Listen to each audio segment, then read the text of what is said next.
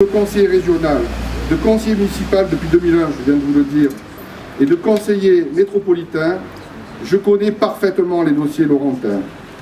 En qualité de conseiller régional, j'ai aidé bon nombre effectivement de projets de la ville de Saint-Laurent, ne serait-ce que le financement du photovoltaïque du dojo. J'ai aidé effectivement au remplacement de gazon synthétique, le désiscle. Toutes les manifestations laurentines, et je dis bien toutes les manifestations laurentines, font l'objet de subventions de la part de la région depuis 2010 que je suis élu, sans compter que toutes les associations qui nous ont sollicités, on les a aidées du mieux possible. Je ferai donc le bilan de mon travail en qualité de conseiller régional au mois de mars prochain avec le projet. Parallèlement, il y aura le bilan de conseiller régional parce que moi aussi, avec mes amis, nous aurons un bilan. En qualité de conseiller métropolitain, j'ai réclamé la venue du tramway à Saint-Laurent. On paye 16 millions d'euros, les entreprises laurentines, et on n'est pas capable à faire traverser le tramway, le pont du Var au tramway.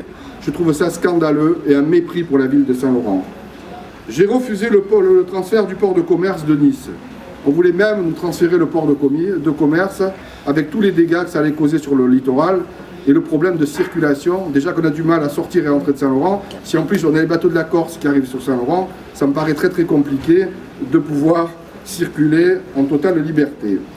Et j'ai contesté très violemment, et je l'ai fait d'ailleurs, le président de la métropole m'a coupé le micro, j'ai contesté effectivement, parce que je trouve ça scandaleux pour l'économie du port, qu'on fasse payer effectivement le stationnement au port de Saint-Laurent. En qualité de conseiller municipal, je me suis battu avec mon groupe pour un aménagement cohérent de notre ville, avec des infrastructures sportives et culturelles dignes d'une ville de 30 000 habitants.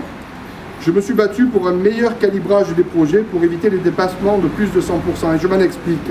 À partir du moment où il y a eu quelques projets, comme le dojo sur Saint-Laurent-du-Var, je pense que quand on prévoit un projet, il faut qu'il y ait un cahier des charges adéquat qui n'oblige pas sans cesse de faire des avenants au cahier des charges qui font passer effectivement par rapport au prix du projet initial, le prix qui soit carrément doublé, qui ait une augmentation de 100%.